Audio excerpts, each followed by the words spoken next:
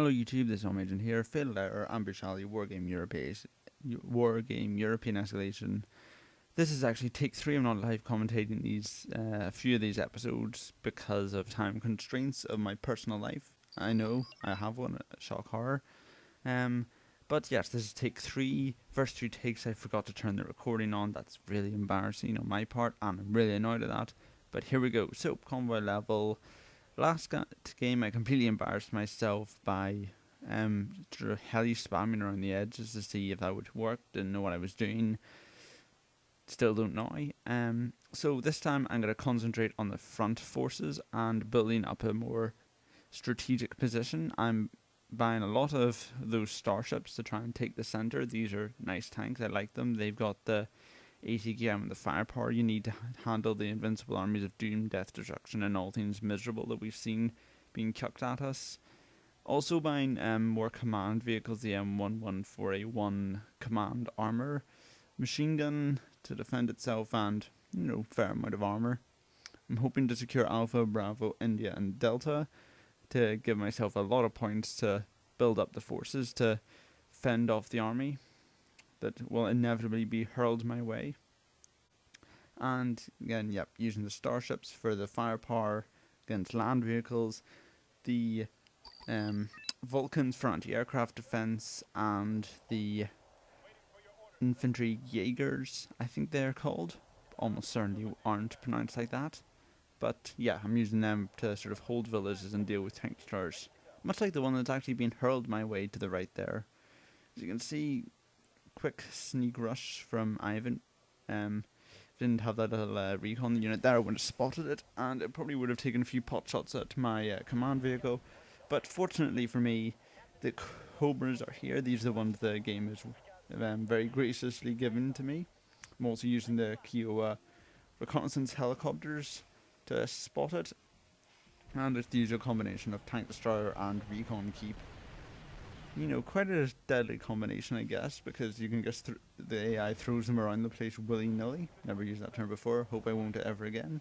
And so the Cobras dealt with it quickly, whereas the main force of my army is now driving up the highway. Hopefully there's no rush hour or anything like that. And I guess using the money I have to sort of buy infantry to occupy the towns, because now I know how the sort of technical side of this works. Basically, what it is you have to, in 20 minutes you have to capture the 6 zones, and then that starts a timer for the AI to drive convoys through it, and the timers only tick when you hold all 6 zones. If you don't hold all 6 zones, they don't come, and basically you have to get 50 of their units to the end before the game ends. So that's the strategy. So if I get a lot of infantry in those points, no matter how many units the AI has in them, it won't be able to capture them. So that's what I'm planning on doing. The AI's throwing a few T-64s and Mi-24 something or others. There's around the edges to try and catch me off guard. But I send the Cobras over to deal with the Hinds. These are very good anti-helicopter helicopters, just because they've got the minigun, which is pretty much the best weapon for helicopter warfare, apart from missiles. But very few helicopters have them, and even the ones that do usually aren't that good. Hope we don't have to use them in this part of the campaign anyway. So yes, the Cobras are sort of handling off the Hinds quite well. They're only really good because they also have a greater range compared to the Hind. But you see, the thing is, the Hind's got a lot more health. It's armor plated and it's bigger.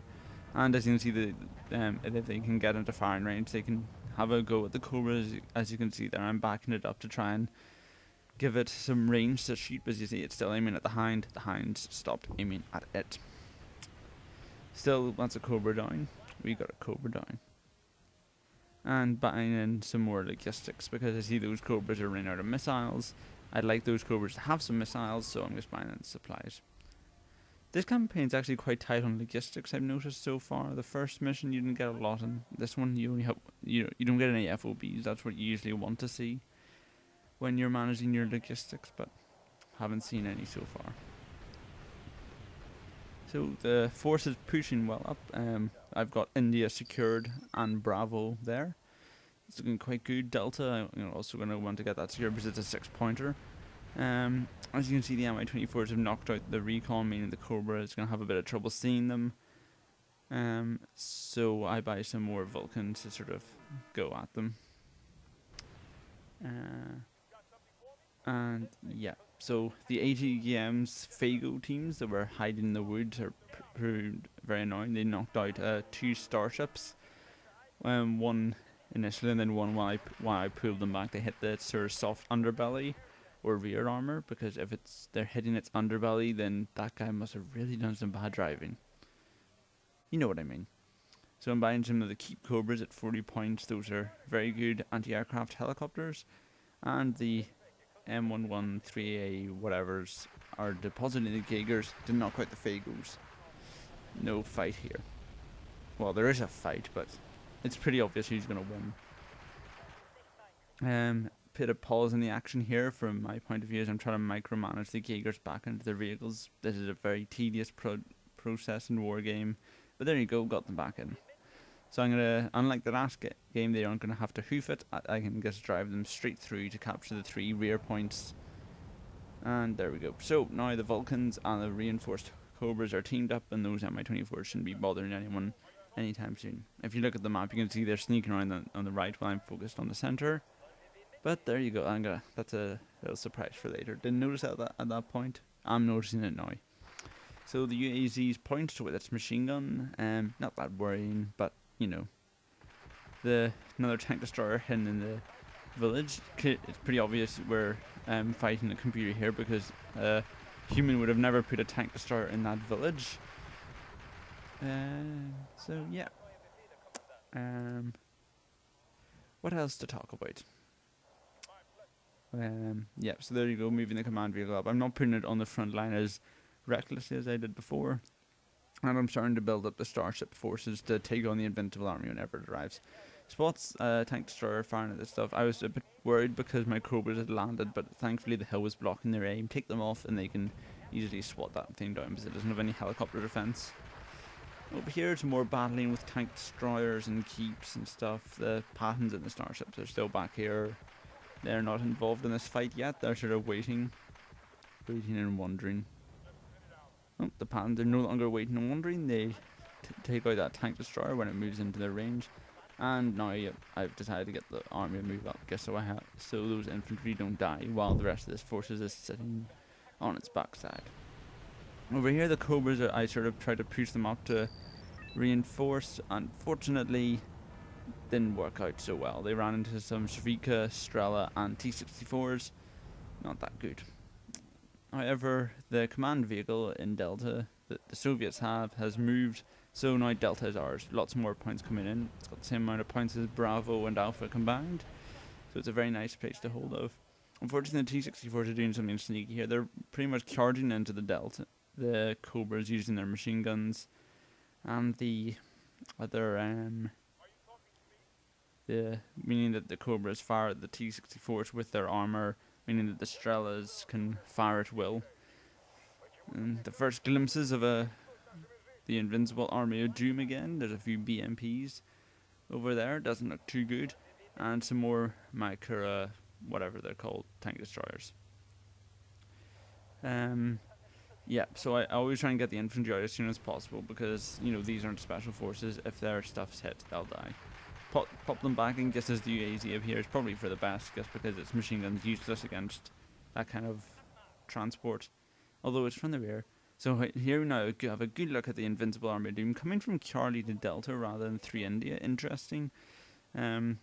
Just to show that if anyone who's looking at this sort of for a tutorial or anything like that, that kind of army will not be coming from the same direction every time.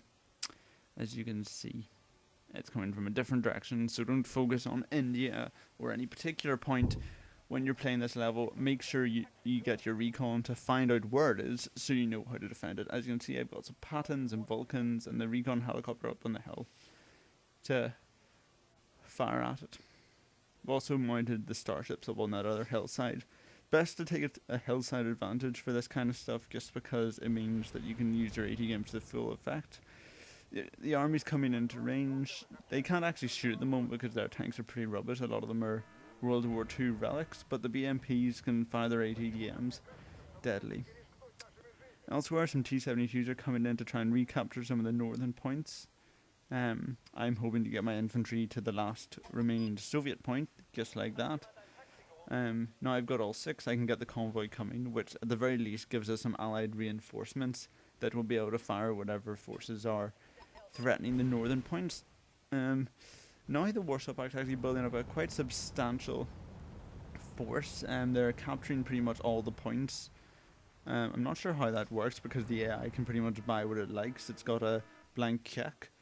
Over here, something's firing at my chaparrals, the Mayakura, whatever it is. Don't really want that because these are fully vetted chaparrals.